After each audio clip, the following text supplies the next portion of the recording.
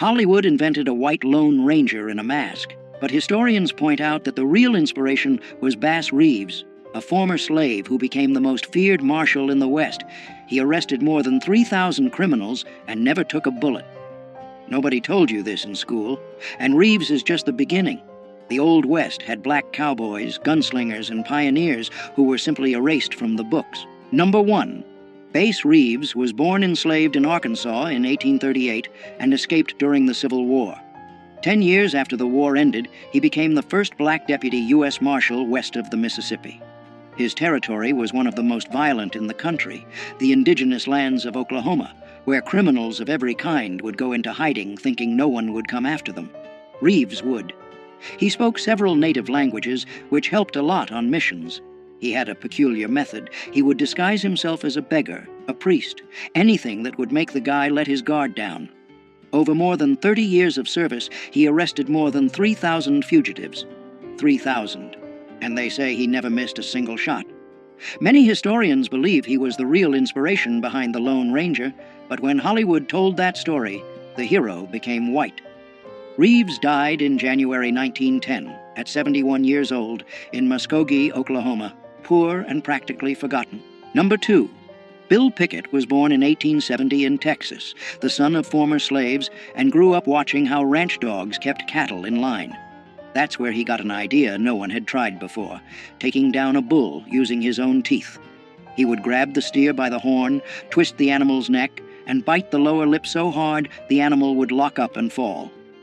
This technique became known as bulldogging and is still one of the most popular events in American rodeo today.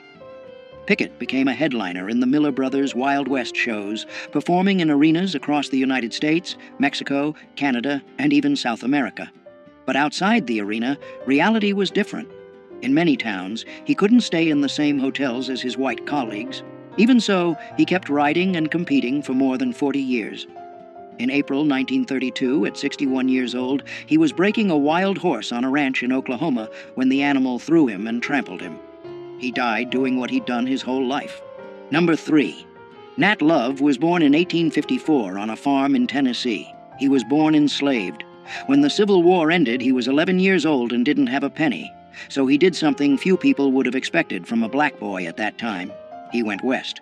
At 15, he made it to Texas and got a job on a cattle ranch. He learned to break wild horses, drive cattle herds through dangerous territory, and shoot like very few. In 1876, on the 4th of July, he took part in a competition in Deadwood, South Dakota. He won every event, roping, shooting, and riding. That day, he earned the nickname Deadwood Dick. Later, he wrote his own autobiography telling all of this at a time when almost no black cowboy had a voice. But here's the part no one talks about. After years living that life, Nat ended up working as a train porter in Los Angeles. He died in 1921 at 66 years old, practically forgotten. The Old West had a short memory for men like him. Number 4. Bo Zickard was born enslaved in Mississippi in 1843, and after the Civil War became one of the most respected cowboys in Texas. Charles Goodnight, one of the toughest ranchers of that time, trusted him more than any other man on his crew. Zickard drove herds along trails where bandits and Comanches attacked without warning.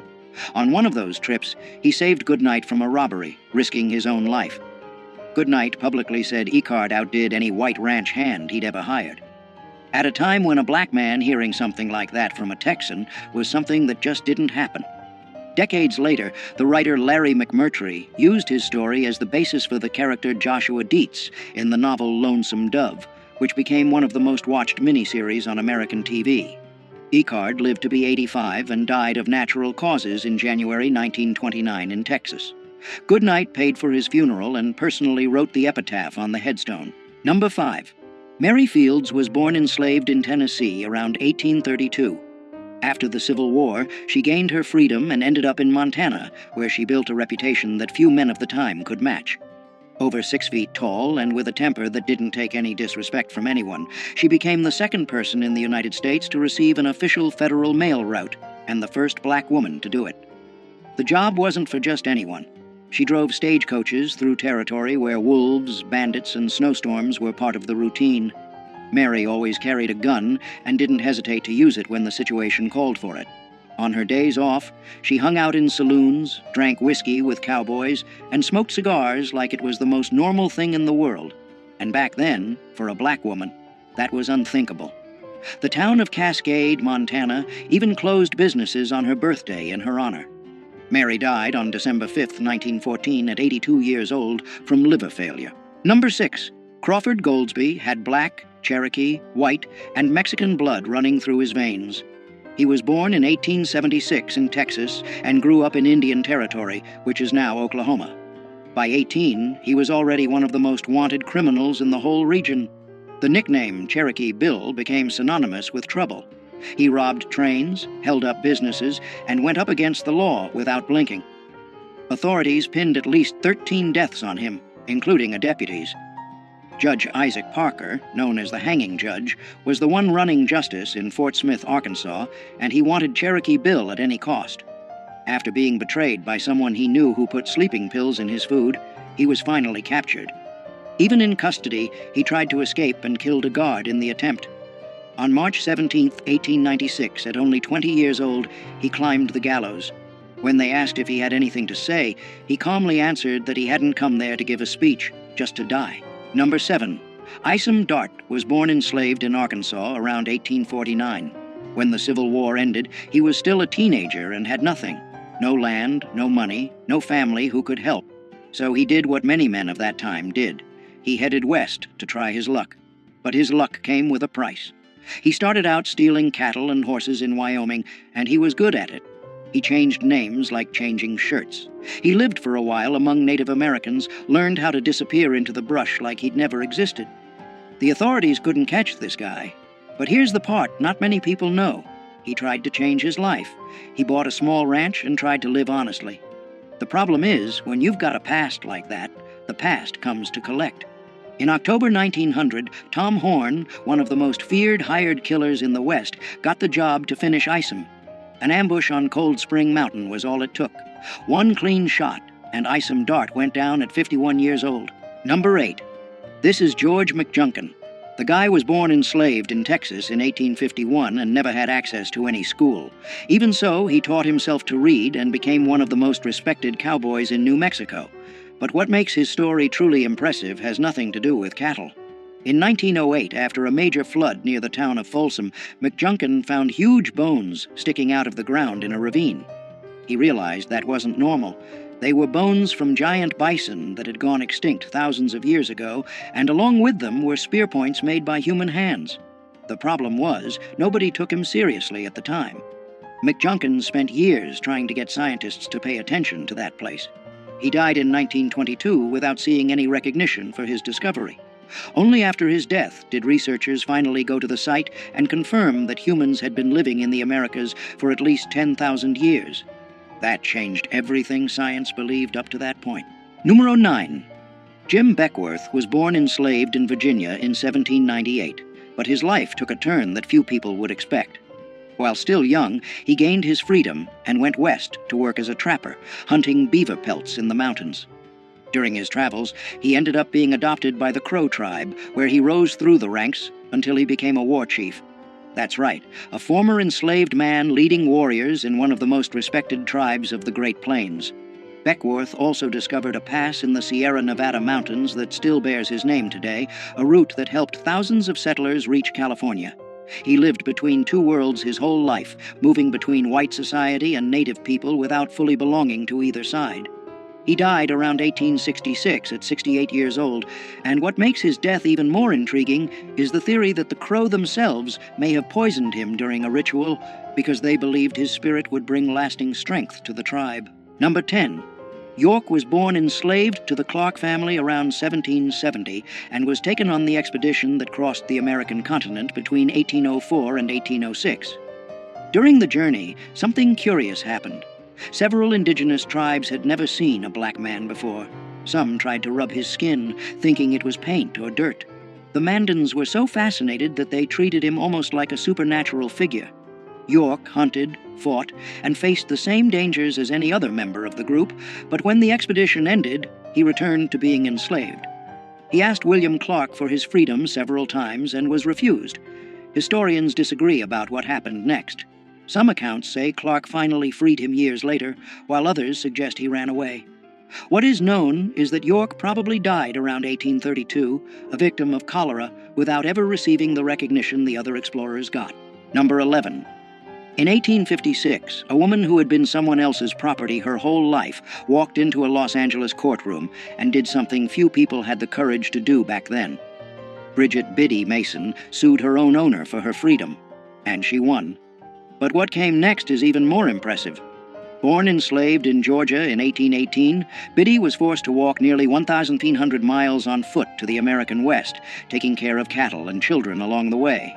After gaining her freedom, she worked as a midwife and started saving every penny. With that money, she bought land in downtown Los Angeles when the city was still small and dusty. Those properties went up in value in a way nobody expected. Biddy became one of the wealthiest women in the area and used that fortune to help people in need, founding churches, shelters, and donating to struggling families.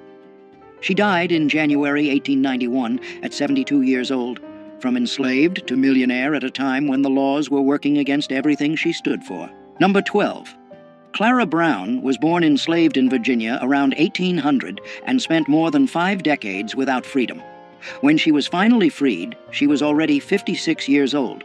Most people at that age would think about resting, right? Not her. Clara headed straight to Colorado during the gold rush, working as a cook and laundress in miners' camps. The detail few people know is that she spent almost none of what she earned. Every penny was saved for a goal she never gave up on, finding her family, who had been sold and separated decades earlier. With the money she built up, Clara helped dozens of formerly enslaved people get settled in Colorado, paying for trips and offering housing. In Denver, she became known as the city's angel, and after years of searching, already in her 80s, she managed to reunite with her daughter, Eliza Jane. Clara died in October 1885 at 85 years old, proving that determination doesn't have an expiration date. Number 13. This is Kathy Williams, and her story is one of the most surprising of the post-Civil War era. Born enslaved in Missouri in 1844, she gained her freedom when Union troops occupied the area. But being free didn't mean having opportunities. With no money and no options, Kathy made a choice that few people would have had the courage to make. In 1866, she showed up at a recruiting station using the name William Cathay and enlisted in the 38th Infantry Regiment, the famous Buffalo Soldiers. For 2 years, she marched hundreds of miles across New Mexico under the blazing sun, slept in tents with other soldiers, and went through medical inspections without anyone discovering the truth. It was only when she became seriously ill that an Army doctor revealed that William Cathay was, in fact, a woman. She was discharged and spent the rest of her life in Colorado, working as a laundress and cook. She died around 1893, poor and almost forgotten. She is the only documented woman to have served in the Buffalo Soldiers. Number 14. Louisa Marchbanks was born enslaved in Tennessee in 1833 and gained her freedom after the Civil War. She headed west and ended up in Deadwood, South Dakota, right in the middle of the gold rush.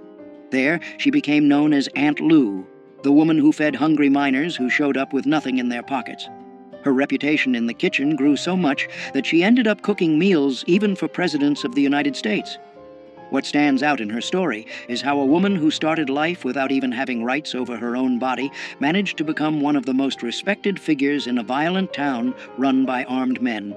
In Deadwood, where the law barely existed, it was her food that brought people together. Aunt Lou later moved to Wyoming, where she kept cooking and was loved by everyone around her. She died on March 17, 1911, at 78 years old, of natural causes, leaving a legacy that few cowboys of that time could match. Number 15. Jesse Stahl was the kind of cowboy who made the whole crowd drop their jaws. Back in the early 1900s, he ruled the rodeos of the American West like very few could. The problem was that because he was black, the judges simply refused to give him the scores he deserved. It didn't matter how much better he was than the other competitors. Winning almost never came. In one famous moment, Stahl decided to ride a wild bronc, sitting backward in the saddle, just to prove that even like that he was better than everyone there. The message was clear, and the crowd got it right away. Born around 1879, he spent decades traveling the rodeo circuit, taking on not just horses trying to throw him to the ground, but a whole system trying to erase him. He died in 1935, at 56 years old, without ever getting the recognition he deserved in his lifetime. Today, he's considered one of the greatest cowboys who ever lived. Number 16. Most people don't even realize that there were black doctors in the Old West, let alone a black woman practicing medicine at a time when many white people couldn't even get into college. Henrietta Stewart was born in Canada in 1858, at a time when being black already meant carrying the weight of the world on your shoulders, and being a woman made everything even harder. Even so, she achieved something very few people of her time did: a medical degree. Stewart moved to New Mexico, where she treated miners injured in the mines and also indigenous communities that had almost no access to any kind of medical care. Racism was constant, but she just didn't stop. She kept knocking on patients' doors, treating anyone who needed it, without asking about color or background.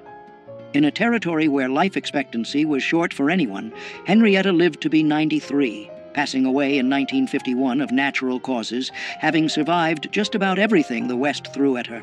Number 17. Charlie Sampson was born in Los Angeles in 1957, far from the ranches out in the country. Even so, he decided to get into one of the most brutal sports out there: bull riding. In the 70s and 80s, the professional rodeo circuit was almost entirely white. Sampson not only got in, he dominated. In 1982, he won the PRCA world title in bull riding, becoming the first black man to win a world rodeo championship. The road there wasn't easy. On top of the prejudice he faced in arenas all over the country, his body paid a heavy price. Broken ribs, concussions, ruined knees. Bull riding is risky for anyone, but he kept coming back. What a lot of people don't know is that his win opened doors for other black cowboys who had been ignored by the history of the American West for more than a century. Number 18. Ben Hodges was born around 1856 in Kansas and grew up in a world where a black man had few chances to get ahead in the Old West. But he found a very different path. Hodges became one of the biggest con men in Dodge City, the same town that was home to names like Wyatt Earp and Bat Masterson. His specialty was pulling scams involving cattle and land. He even claimed to be the heir to a Spanish land grant to try to take over properties. He used his mixed heritage, part black and part Mexican, to pass as different identities depending on what the situation called for. What's most impressive is that Hodges was never locked up for any significant amount of time. He knew the laws so well that he worked the court system in his favor over and over again. The people of Dodge City knew he was a con artist, but many admitted it was impossible not to like the guy. Hodges lived until around 1929, dying of old age, something rare for anyone tied to that world. Number 19. Willie Kennard pulled off something that seemed impossible in 1870s America. At a time when black men barely had basic rights guaranteed, he became the marshal in Yankee Hill, Colorado in 1874. And it wasn't because of political connections or anyone doing him a favor. The town was being terrorized by outlaws, and nobody wanted the job. Kennard stepped up, and the community, with few options, accepted. What happened next surprised everyone. He faced two outlaws in separate shootouts and killed both. Crime in the area dropped drastically. Think about that for a second. A black man walking around armed with a badge on his chest, enforcing the law in the Old West just 9 years after the end of the Civil War. His story basically disappeared from the books for more than a century. Kennard died sometime in the 1880s, and the circumstances were never cleared up. To this day, little is known about his final years. Number 20. Addie Huddleston built something that few people thought was possible in the Old West. At a time when being black was already enough to have doors slammed in your face, she opened her own doors, literally. In Cheyenne, Wyoming, Addie ran brothels and made real money doing it. We're not talking pocket change. She built up property and a sizable fortune in a territory where most black women could barely get domestic work. The most curious part is how she moved between two hostile worlds, the underworld of saloons and brothels dominated by white men, and a society that saw her as inferior because of her skin color. Even so, Addie thrived. Powerful men in town visited her establishments, which gave her a kind of informal protection. She died of natural causes in the 1880s, something rare for anyone in that line of work. While many madams ended up broke or murdered, Addie left the scene on her own terms.